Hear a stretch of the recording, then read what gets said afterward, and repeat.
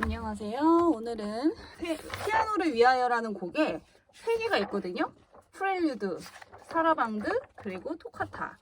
토카타로 좀 호흡하는 방법, 프레이징 하는 방법에 대해서 좀 설명을 해드릴게요. 16분음표가 계속 나오잖아요. 이런 것들은 딱 보면은 칠 때 뭐 어렵다, 뭐 쉽지 않겠다 이런 생각이 들 수 있는데, 제가 이 곡을 쳤을 때 시험 때 쳤었거든요. 근데 완전 망했어요. 왜 망했냐면 연습이나 이런 거 할 때는 굉장히 잘했는데 막상 시험 치러 가니까 긴장되고 떨리잖아요. 그러니까 숨이 안 쉬어지는 거예요.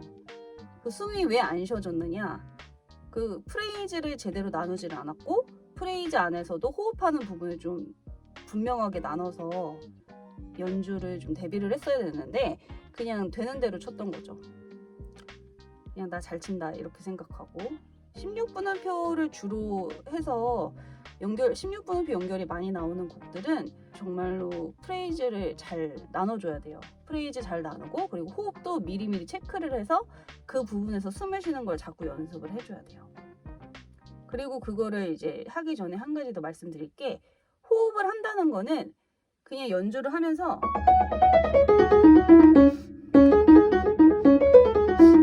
이렇게 호흡이랑 연주랑 따로 놀면은 절대 안 되고요. 연주 안에서 호흡을 녹여야 되거든요.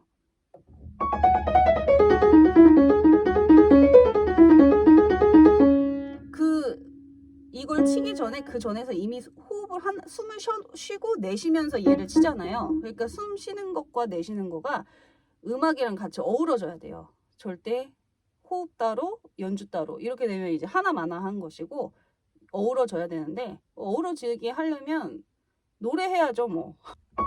이걸 어떻게 노래하나요 하는데 그냥 따라라라라리라리라리라리라람 따리라리라리라람 이렇게 해서 이렇게 흐름을 조금 아는 게 중요해요. 노래의 흐름을. 그래서 중간중간 호흡을 하게 되면 호흡하는 부분은 체크를 해서 미리미리 여기에서 숨 쉬었던 거를 좀 이해를 하고, 그 다음에 다 똑같아 보이는데 프레이즈를 어떻게 나누냐 하면은 음형이 조금 달라져요. 여기 앞에서도 보면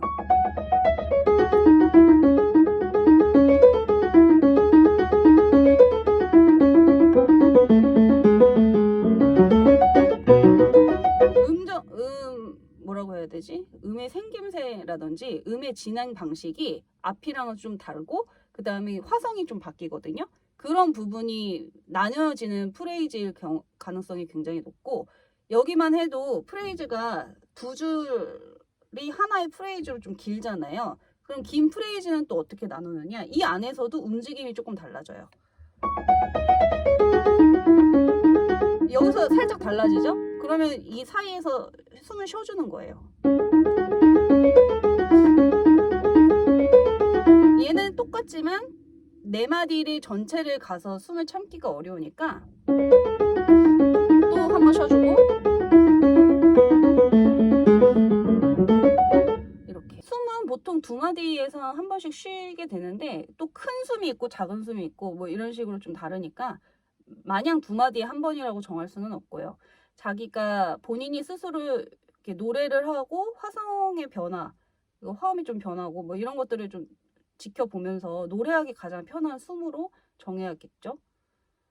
16분음표 음이 연속으로 진행되는 이런 빠른 곡들 같은 경우에는 호흡 같은 것을 아주 철저하게 나눠서 내가 언제 어디에서 호흡을 할 건지를 좀 정해놓고 연습을 하는 게 좋습니다.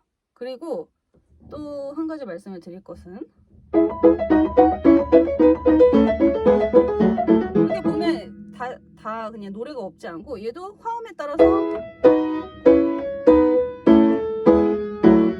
이렇게 노래가 있잖아요. 이런 숨어있는 노래들의 멜로디 라인을 좀 찾아서 연주를 하면 좋고요. 그리고 제가 이 곡을 칠 때 그냥 단순히 테크닉적으로만 접근을 하면 뭐 이렇게 타자 치듯이 치게 되거든요. 근데 그러지 않고 있잖아요. 음의 흐름을 좀 느껴주는 거예요.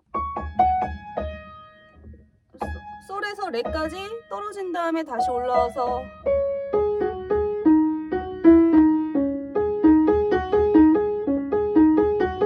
이렇게 한번 올라갔다 내려오고,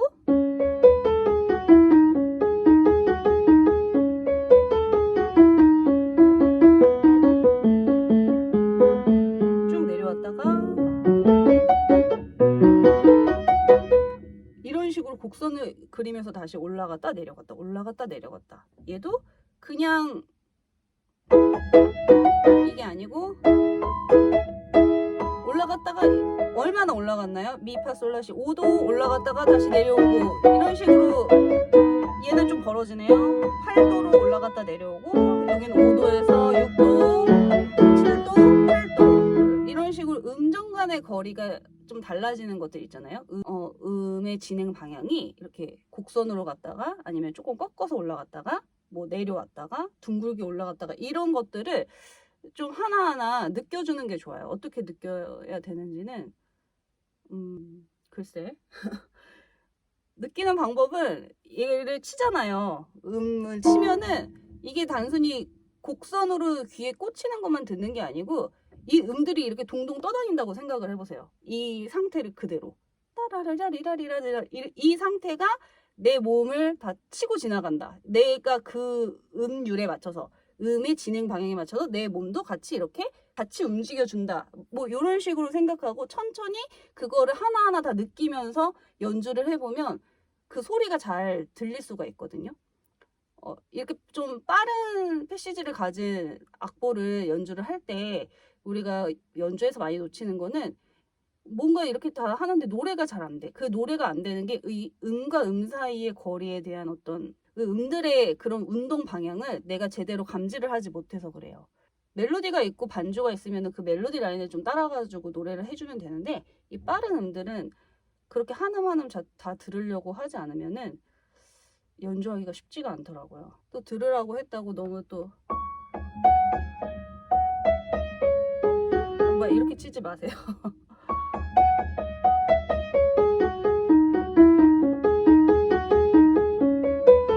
그래서 이 음정을 다 이해하고 그 다음에 빨리 쳐야겠죠.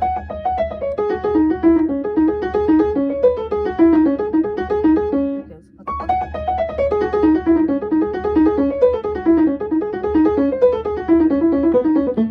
빨리 치는 게 이래서 어려운 거예요. 이 음과 음 사이의 관계성을 다 듣지를 못해서 그게 어렵거든요. 그러니까 천천히 치면서 다 그런 것들을 좀 해결을 하셨으면 좋겠고,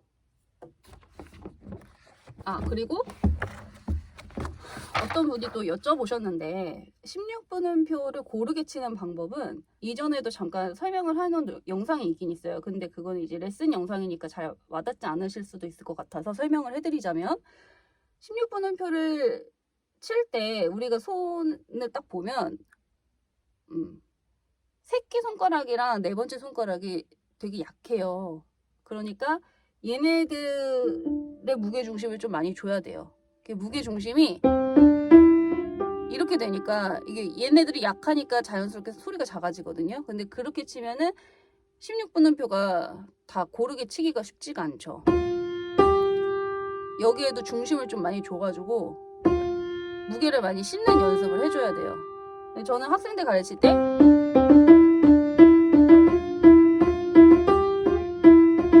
이 연습을 좀 시키거든요. 그럼 여기서 소리 작아지는 게 많이 느껴져요. 그럼 꾹꾹 누르라고 하고, 테크닉 교재들이 몇 개 있는데 거기에서 좀 보는 것도 좋고요. 일단 내가 내 소리를 들을 수 있어야 돼요.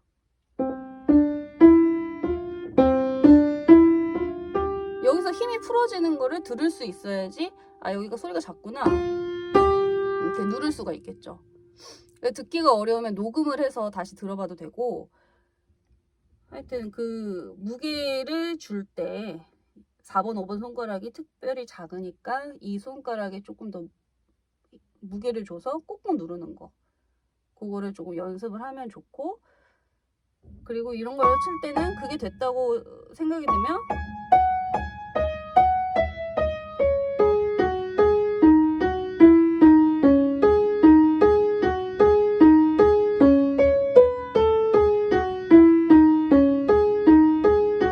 이거를 다 똑같은 소리를 내는 거를 연습을 해줘야 돼요. 그러니까 칠 때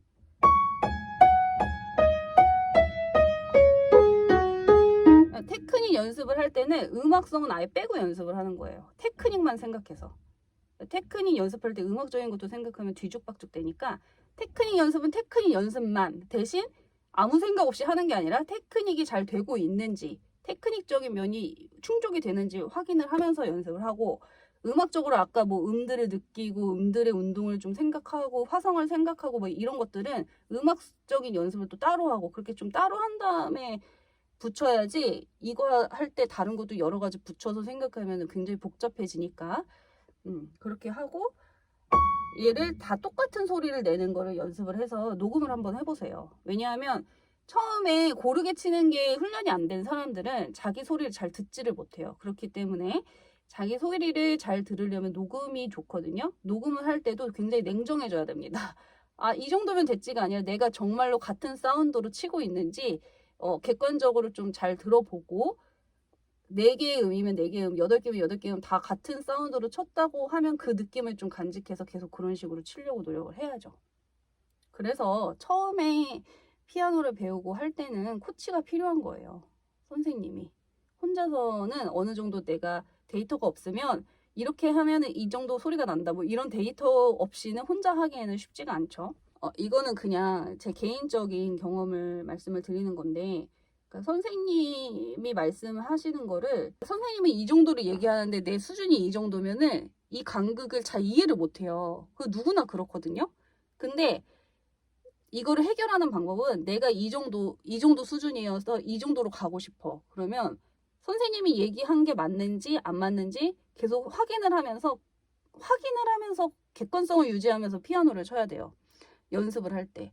이게 맞나? 저게 맞나? 항상 생각을 하면서 피아노를 치다 보면 비슷해지거든요. 조금씩 올라가거든요, 이게. 근데 아무리 생각해도 모르겠고, 이게 맞는지 저게 맞는지 모르겠어, 나는 몰라 하면서 회피를 해버리면 평생 여기에 머무르는 거예요. 절대 그러면 안 되고, 선생님은 선생님의 지식과 음악적인 재능을 알려주는 거고, 결국에 이 간극은 내가 메꿔야 되는 거거든요.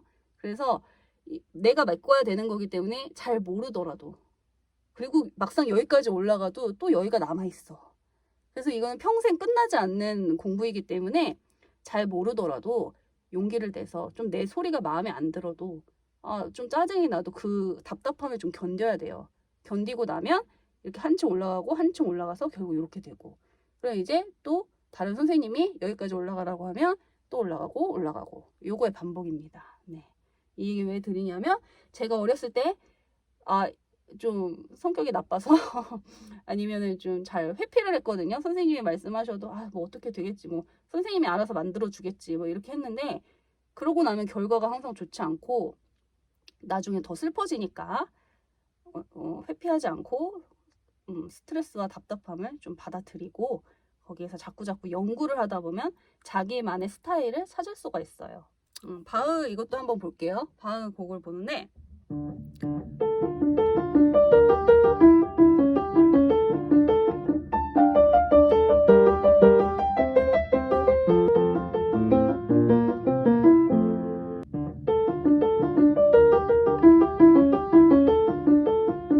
여기서 살짝 쉬어주면서 올라가는 걸 알려주는 거죠.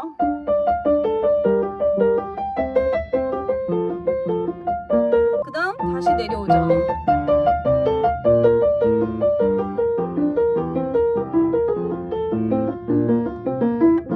그리고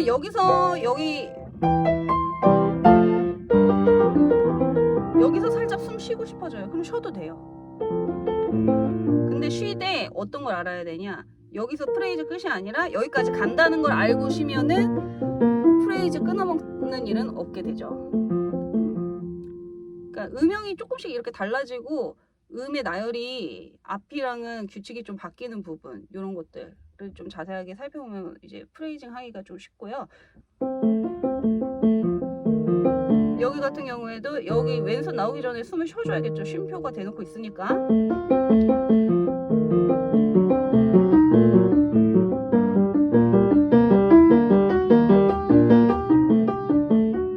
여기서는 화성이 바뀌면서 또 노래 다르죠.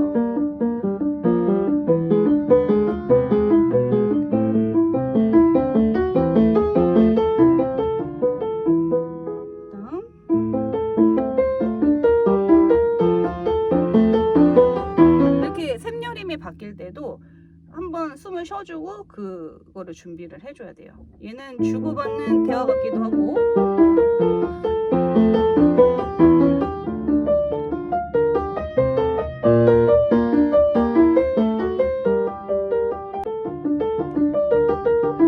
이렇게 올라갔다가 내려오고,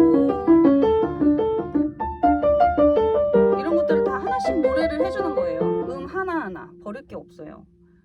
그 상태에서 또 D 마이너인 거를 인지를 하고 호흡해주고,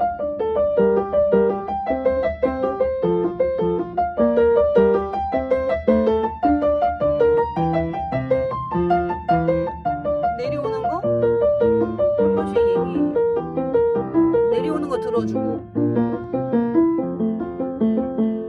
그래서 제가 나눈 대로 호흡이나 뭐 프레이즈 같은 거는 자기가 알아서 하는 거거든요. 물론 이제 틀리게 나누면 옆에서 선생님께서 좀 도와주실 수도 있는데, 호흡을 하고 프레이즈 나누고 자꾸 이렇게 하는 거를 스스로 주도적으로 하려고 자꾸 해보고, 틀리더라도 그러다 보면 시행착오를 겪으면서 어느 정도 감이 생겨요. 제가 얘기한 것보다 더 좋은, 나한테 더 맞는 노래가 따로 있다면 그렇게 프레이징 해도 돼요. 그거는 뭐 개인의 자유니까. 또 그런 게 음악의 어떤 재밌고 매력적인 부분이라고 할 수가 있죠. 네, 오늘 수업은 여기까지 하도록 할게요. 다음에 또 만나겠습니다. 안녕.